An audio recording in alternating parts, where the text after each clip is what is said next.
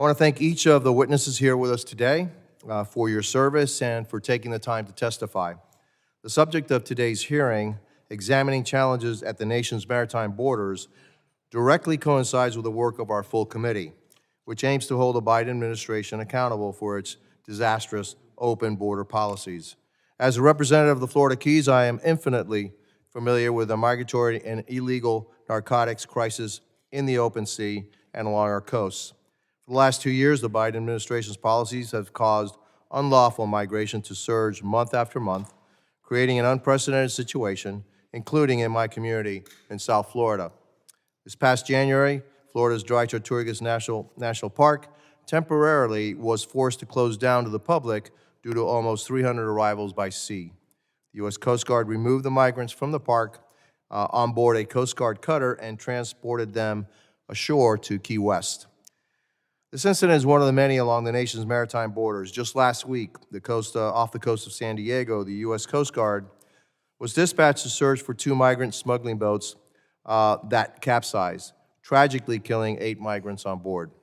5 months ago, in November, 2 agents with the U.S. Customs and Border Protection, Air and Marine Operations, were injured, and a 3rd agent, Michael Maceda, a 7-year veteran of AMO, was killed during a shootout with suspected drug smugglers during a patrol off the coast of Puerto Rico.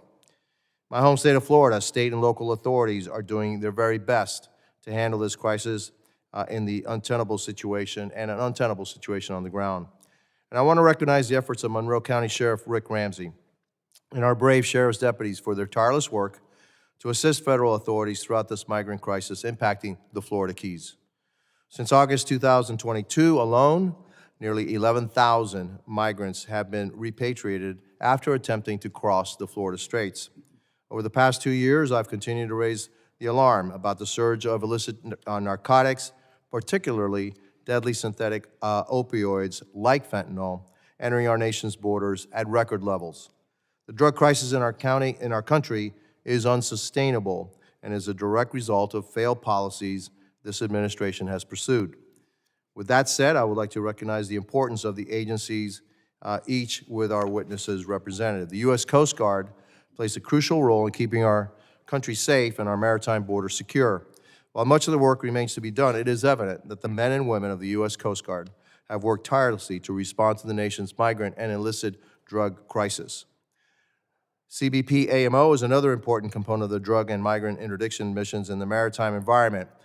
AMO is involved in almost every aspect of the response to the migrant crisis, from apprehending and processing unlawful migrants to conducting law enforcement operations and interdicting illicit drug smugglers.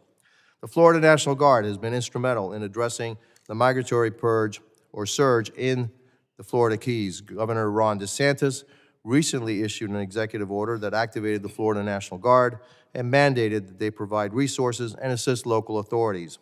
Over the past couple of months, we have seen the Florida National Guard do just that. Lastly, I am deeply appreciative of our GAO witness for joining us here today. The GAO is known as the Congressional Watchdog, and it lives up to its name.